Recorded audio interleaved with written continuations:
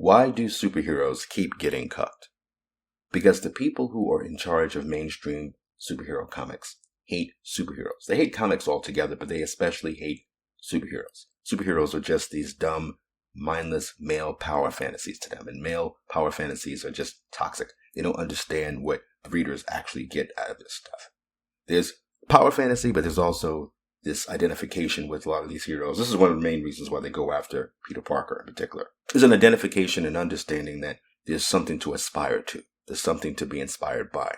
It's cool to see these heroes overcome trials and tribulations because that's something that you can apply to your real life. But for people who work on comic books now, these activists and feminists and whatnot, they don't see it as someone being inspired. They see it as someone being privileged. Those of us who read comic books and love Batman, Superman, whoever, we're being validated for being straight and white and male. That's how they see it. And so, particularly with Spider-Man, because he's so relatable to so many comic fans, they do this thing where they're constantly putting him through humiliation rituals. You look at the Spider-Man 2 Electric Boogaloo, you have that boss fight with MJ.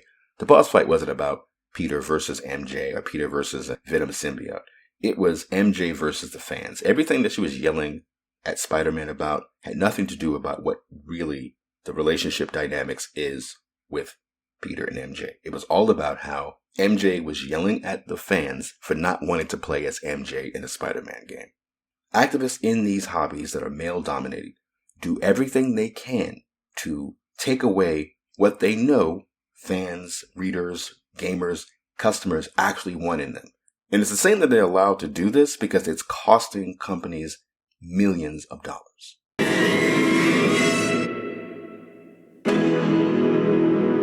Welcome back to the channel, everyone. I'm Saladino. Sweet Baby Inc. has cost Warner Brothers $200 to $250 million. They've gotten development studios shut down because of their contributions. And I look at this post. It was a Reddit post.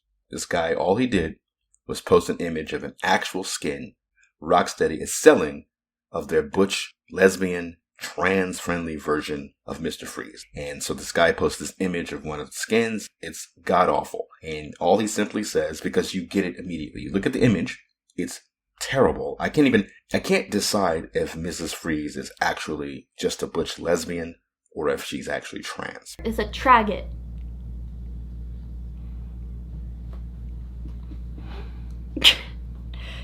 I just made that word up. I did! Have this ugly image, and the caption is, "This is a paid skin from Suicide Squad." They have the nerve, these activists, these sensitivity readers, they came into this male-dominated hobby. They don't take the hobby seriously. They don't like it. It's just, again, male power fantasies. It's just incels and misogynists and alt-right straight white males who want to see objectified women in objectified costumes, and they don't like real women, and they don't know what real women look like. They've never touched a woman, so we're going to change that by making Mrs. Freeze look like this, and yet we're also going to expect you to spend money on it.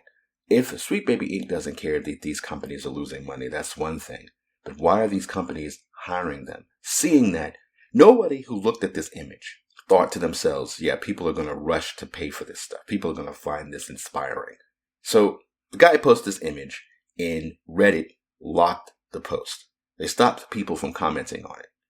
And then, at some point, they just removed it altogether. Why Reddit is carrying water for Sweet Baby Inc., who knows? There's virtue signaling, and then there's this sickness, this insanity, that you can't just post the truth without people calling you misogynist or anything. Like the image that this guy posted came from the game. He didn't add anything to it. He didn't add a swastika or anything to it. He didn't use slurs in describing this version of Mrs. Freeze. But they removed the post anyway. And then you look at this thing, how... So all this is supposed to be, Sweet Baby Inc. is supposed to be doing things like this to uplift marginalized voices. But now you see me. Representation is joy. What is joyful about this? And then, okay, even before you get to this wife gal skin for Mrs. Freeze, where it looks like a bunch of they-thems vomited all over her costume to create this ugly progressive flag / pride flag / map colors, flash trans colors, like this ugly, disgusting costume that at this point it feels like they're not even pretending that they're doing this for marginalized people. They're just straight up trolling straight white male fans. But that's hurting Rocksteady. That's hurting Warner Brothers. They're allowed to get away with this, right? They're being paid for this. Who do they expect to actually spend money on a costume like this, on any of these skins? The idea is you're supposed to be uplifting marginalized voices. But if you're doing that, why are you picking the ugliest archetypes? When people say, oh, they made Mr. Freeze, they turned Mr. Freeze into Mrs. Freeze and made her a lesbian. Lesbian isn't actually the problem. So when people say that, the people who are trying to defend this shit say stuff like, oh, look at you, homophobes. You don't like lesbian women existing in the world. But that's not it. When they say lesbian, they're saying this is a ugly, mannish woman who's deliberately... They didn't have to make her look like that. Not all lesbians look like trans men. Forget butch. They're just butch lesbians who you could tell, yeah, she's a lesbian. And she looks like a dude. But it's not this thing with they're so ugly you're repulsed by them. Before the ugly costume with the trans flags or whatever on it, this design of Mrs. Freeze is already uglier than all the characters in Concord. Sweet Baby Inc. outdid themselves with this design. And with the trans flag costume or whatever, with the wife gal costume, it's like they want you to say something offensive about the queer community, right? About the LGBT community. That's just because what's the reason for this otherwise? They know that not even lesbians are going to look at this and say, wow, I feel joy when I see this. They do this to, talk about rage bait and fantagonism. Because what other reason can there be? It's like you can't help but be conspiracy theorist. You can't help but put on your tinfoil hat when you look at an image like this. Or you look at the work that Sweet Baby Inc. has done and other sensitivity readers has done over the years with these games and these comic books, where they keep purposely doing things like make MJ a certified dime piece in the comics. 10 out of 10, actress, model, the jackpot. They turn her into a trans man. And they tell on themselves, I keep saying this, they tell on themselves when they do this thing where they, in order to defeat the male gaze, they take an actual actor. So the thing is, if sexualization and objectification was a real thing, they wouldn't take the actual actress or model that they scanned into the system for the look of MJ. They wouldn't then go in and change how she looks. They would just leave her as she is. Because they do this thing, and I know I'm bouncing around all over the place, but they do this thing where they talk about you're a misogynist and you're sexualizing women when you talk about a woman's looks, or if you want to see a woman, her curves and that kind of thing, or if you want to have her dressed in a sexy way.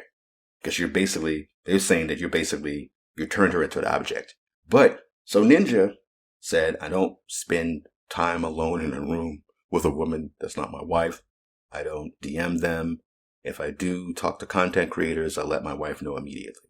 And he's talking about, of course, being a big streamer, a big content creator. He doesn't want to get caught up in some stupid scandal because he was catfished or tricked or whatever. But then you have this woman, this entity, Jessica Cogswell, and she's a journal or something, I don't know. But she put out this tweet. And I'm bouncing around, but this is part of my point. So she responds to Dexerto's tweet, where Ninja spoke of his relationship and why he never DMs anyone outside of his boys. And Cogswell tweets, he said this forever ago, so I'll just repeat what I said then. This line of thinking is so deeply misogynistic. You do you, I guess. I hate the way they talk. I really do. I hate, especially when they try to act like they're black. But you are admitting you see a woman's presence as inherently sexual. You are directly contributing to the gaming industry remaining a boys' club. I wish it was still a boys' club, because women being involved in the way that they are, even though there have been great women in the industry, but the activists, these feminists that they got in here now, they've destroyed the industry. Again, Sweet Baby Inc. has cost companies millions. They've negated the success. For Warner Brothers, Sweet Baby Inc. negated the success of Hogwarts Legacy, thanks to the work that they did, quote unquote work, that they did on Suicide Squad, Kills the Justice League. So Cogswell's here purposely, disingenuously attacking Ninja for what he said, because she's talking about something else. But what she's also saying This thing about you see a woman's presence as inherently sexual. Because it is, really. Like, she's acting like objectification and sexualization is something that is foreign to how a person views a woman. But it's not objectification or sexualization. It's just attraction. People find one another attractive. And if attraction was separate from the existence of a woman, then Insomniac would have just simply scanned the actress that they wanted to use as the model in the image of MJ, and they would have just left her looking the way she looked. But they didn't. They purposely went in there and uglified her. They made her look like a trans man or a trans woman. They purposely did that because they know that women are naturally attractive to men. They know that. They can't separate that. If they did, they wouldn't be trying to defeat the male gaze by making creatures like Mrs. Freeze. They would just make a character. They would make a woman version of Mr. Freeze and then just put her out there. They wouldn't go out of their way to make it look this bad and this horrible. So again, activists, fine. If they want to do this and make these ugly ass women and these trans friendly women or whatever, although I don't believe it's about, trans friendly. I keep saying that. I think it really is just about defeating the male gaze, and they know that this is what's so.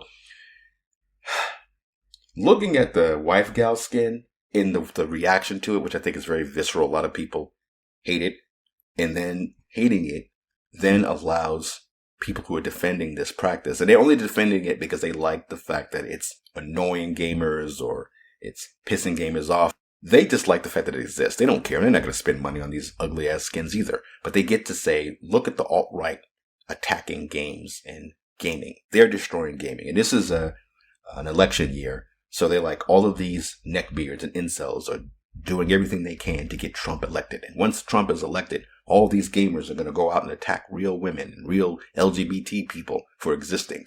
So I feel like, okay, so that must be what the actual companies that hire Sweet Baby Inc. are getting out of this, because they're not getting money out of this. They're losing money. Now, you might have CEOs and directors able to exploit their workers by using DEI as a distraction. So maybe they're getting something out of it. But this isn't to uphold or uplift marginalized people. It's not about UCB and representation. It's like Kim Blair wouldn't want to be caught dead in a costume like this Mrs. Freeze wife gal skin. That's absurd. Nobody would want to be caught dead looking like that. And I talk about it again with trans women. Trans women don't want to look like Serona from Hogwarts Legacy. They wouldn't, if they had magical powers, if they were, wizards in the Harry Potter universe, they wouldn't stop at just being trans. They would do everything in their power to look and sound like a woman. You would just think they were a woman. You wouldn't even know that they were actually born male. But this is all done, again, the tinfoil hat, this is all done to piss off gamers and to demonize gamers for some kind of control. People can clown the culture war all they want to. I don't like the fact that there's a culture war, but there is a culture war. There's no reason for these people to be in here. And looking at the Mrs. Freeze wife gal skin, I keep thinking about this clip. Get out of my house, man. You saying get out, Daddy, but y'all ain't even telling me the real reason. Man, what is this? I get up every morning, I go to work. I pay my half the bills. Every month I go help with you on the bills. Everything paid. What's the reason? Look at this. I come home to you packing my stuff for what? You going through my drawers, you in my room. What are you doing? You tell me why. What are you doing? What do you mean what I'm doing? What you mean? Why are you recording me? Because I want the people to see how I'm being treated. How you treating You're me? not telling me the How you reason. treating this family, You're man? not telling me the reason though. Look You at can't your be wearing, really tell me. man. Come on, You can't be really telling me the reason though. Now, I did a video on this clip a few years back now, and I was saying then, and I maintain now, that the dad is not kicking his son out because his son is gay. The dad is kicking his son out because of the way the son is presenting himself with the stupid false eyelashes and the makeup and the stupid shirt and his attitude. And in that video, the longer version of the video, the dad is saying how you bring in all these weird friends around. He's changed. In college, he met these friends, and they're virtue signalers. They're the they-thems. They're the ones who are obsessed with gender ideology and identity. And that's what these activists have done to marginalized people and marginalized voices. The people they pretend to be speaking up for, they've turned them into clowns. They've made a spectacle of them. You can make lesbian characters and not make them ugly. You know what environment you're in. You're in a male-dominated environment that is visual. You're in a visual medium. You know people are not going to take to this ugly stuff. You know the people that you're supposed to claim to speak up for are not going to spend money on this stuff. You know they don't anyway. You know, you're not making it for them because they're not your customer. You're doing it for people who, if you really wanted to like open their eyes or change their mind and make them be more tolerant of this stuff, if you thought that was the real problem, you wouldn't go out of your way to make them so ugly and so unappealing. You would literally, especially when it comes to women, if you had MJ, right, in the comic book, she's a great character. But if you had MJ in the games, you wanted her to be taken seriously. And you really wanted to also say to look beyond a woman's looks. You wouldn't just make her ugly. You would make her as attractive as she's supposed to be, but also very capable. Not a capable hero.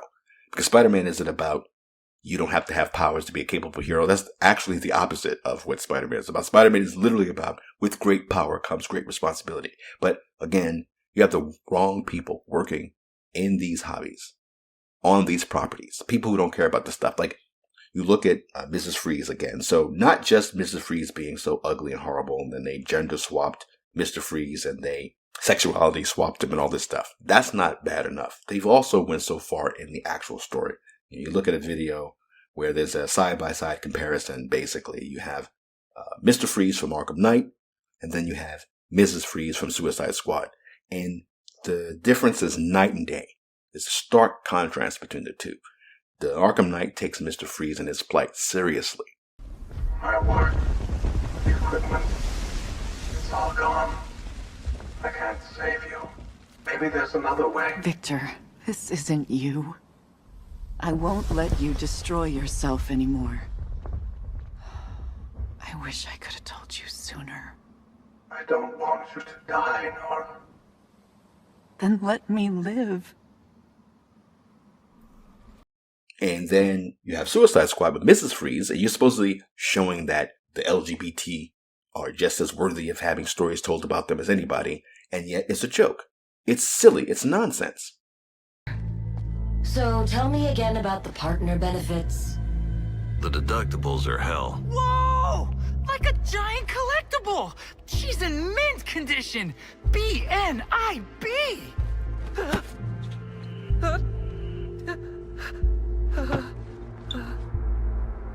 Nora has undergone vitrification. She is not an action figure. I think they are bonding. Shark, we didn't go through all that to make friends. We need her tech to win the war. Statistically, it's extremely unlikely you can stop Brainiac.